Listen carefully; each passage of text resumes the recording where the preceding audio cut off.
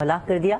Operation के बाद compound से धुएं के बादल उठे देखे जा सकते हैं। इस हवाले से कोशिश करेंगे पेशावर की ब्यूरो चीफ फरजाना अली से हमारा राब्ता हो ताकि उनसे मजीद डिटेल भी ले सकें इस वाक़े की। बन्नू में सीटीडी कंपाउंड पर कब्जे के बाद सिक्योरिटी फोर्सेज एक्शन में आई हैं और कमांडो ऑपरेशन के दौरान कई दहशतगर्दों को हलाक कर दिया गया है और ऑपरेशन के बाद कंपाउंड से धुएं के बादल उठते देखे जा सकते हैं। टेलीविजन स्क्रीन पर हमें वाज़ेह तौर पर नजर भी आ रहा है। ब्यूरो चीफ पेशावर फरजाना अली हमारे साथ मौजूद है। जी फरजाना।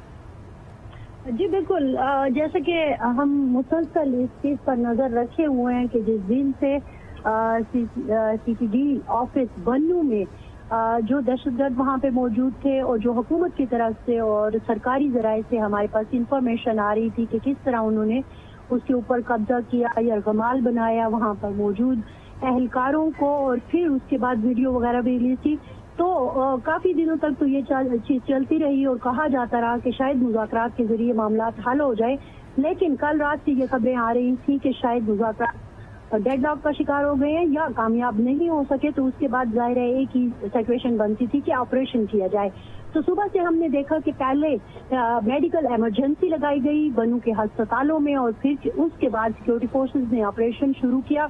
बन्नू में मौजूद हमारे नुमाइंदगान हमें बता रहे हैं कि किस तरह से वो जो ऑफिस था उसको घेरा गया और फिर वहां पर ऑपरेशन शुरू किया गया। अब तकरीबन ये चीज नजर आ रही है कि ऑपरेशन शायद वाइंड अप हो रहा है, क्योंकि कुछ जख्मी भी लाए गए हैं हॉस्पिटल में, और ये भी बताया जा रहा है कि जो वहां पे अंदर हमलावर मौजूद थे उनको भी हलाक कर दिया गया है।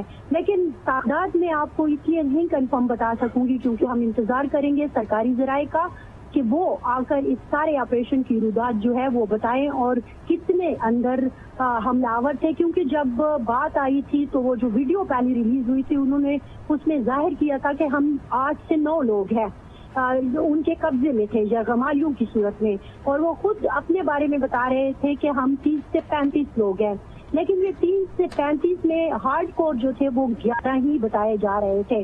तो ओवरऑल नंबर्स की जो जाहिर है सिचुएशन है उसमें चीजें जो हैं वो रद्दोबदल हमारे सामने आता रहा है और हम इंतजार करेंगे कि सरकारी जराये हमें एग्जैक्ट नंबर बताए।